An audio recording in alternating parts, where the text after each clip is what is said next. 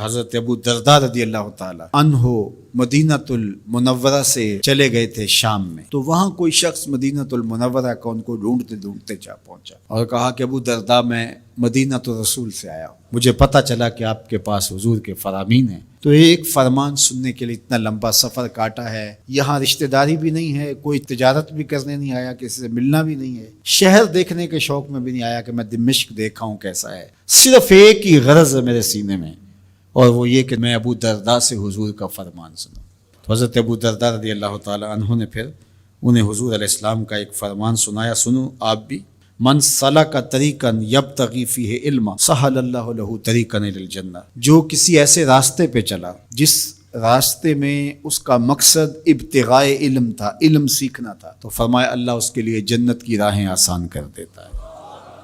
اللہ، یہ کس کو بتایا جا رہا ہے؟ جو ایک حدیث سننے آ رہا ہے۔ لازمی نہیں ہے کہ وہ باقاعدہ طالب علمانہ انداز ہی اختیار کرے کہ باقاعدہ داخلہ لیا جائے کسی ادارے میں اور وہاں سیکھنے کے لیے جائے تو وہ طالب علم شمار ہوگا۔ لازمی نہیں ہے کہ 8 سال کا 10 سال کا کورس پڑھنے جائے تو پھر ہی طالب علم شمار ہوگا۔ اس کو بتایا جو صرف ایک حدیث سیکھنے آیا تھا۔ تو میں آپ سے کہوں گا کہ 8 دن کے بعد جب جمعۃ المبارک کے موقع پر آپ سفر کر کے گرمی کاٹ کے مشقت سہ کے آپ یہاں پہنچتے ہیں، پٹرول لگاتے ہیں، وقت نکالتے ہیں، آدھا گھنٹہ پونا گھنٹہ قریبی شہر کے لوگ پہلے چلتے ہیں، اور جو باقی شہروں سے آ رہے ہیں کوئی 2 گھنٹے پہلے چل رہے ہیں، کچھ لوگ صبح سے چل رہے ہوتے ہیں، کچھ لوگ رات سے چل رہے ہوتے ہیں، کچھ لوگ رات آ کے ہمارے پاس مہمان خانے میں ٹھہرے ہوتے ہیں کہ صبح ہم نے نماز جمعہ پڑھ کے جانا ہے، دور دور سے لوگ آ رہے ہوتے ہیں۔ تو اس وقت طالب علم بن کے آیا کریں کہ ہم حضور علیہ السلام کے فرامین سیکھنے جا رہے ہیں، ہم قرآن مجید کی تفسیر سیکھنے جا رہے ہیں، ہم دین سیکھنے جا رہے ہیں۔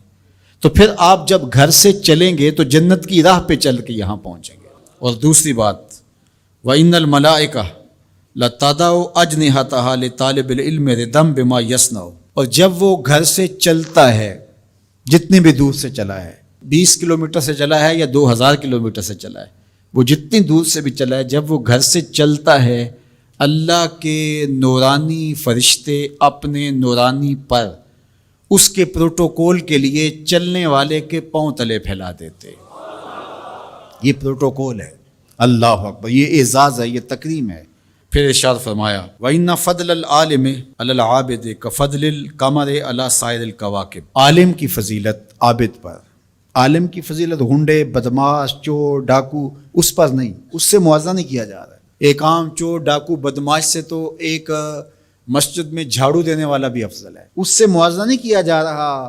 بلکہ موازنہ کس سے کیا جا رہا ہے؟ جو تہجد گزار ہے، شب زندہ دار ہے، نوافل پڑھتا ہے، صلاۃ الاوابین، صلاۃ الاشراق، چاشت کی نماز، قرآن مجید کی تلاوت، رات کو عبادت، دن کو روزہ، معاملات میں محتاط، صرف عالم نہیں ہے،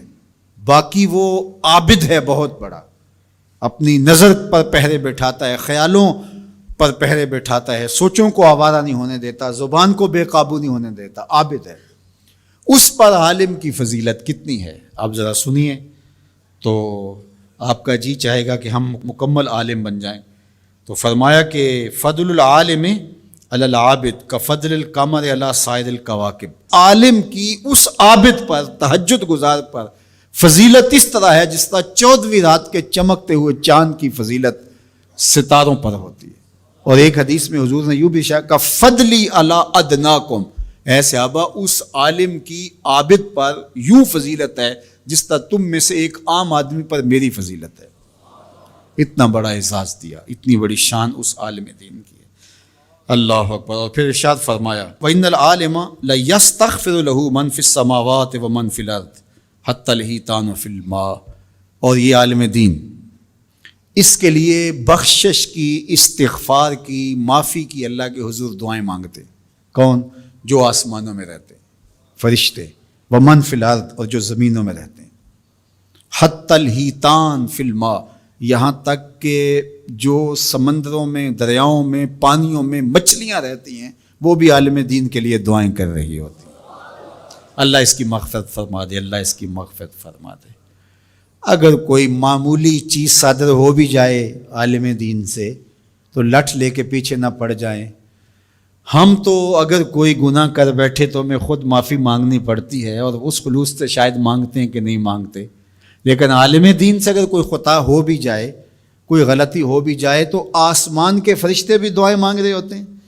زمین کی مخلوقات بھی اس کے لیے استغفار طلب کر رہی ہوتی ہیں، اور سمندروں، دریاؤں اور پانیوں کی مچھلیاں بھی اس کے لیے استغفار طلب کر رہی ہوتی ہیں۔ یہ اتنی بڑی فضیلت ہے اللہ تعالیٰ نے علماء کی رکھی۔ دعا کرو اللہ مجھے بھی اور آپ سب کو بھی علماء کے زمرے میں شامل فرمائے۔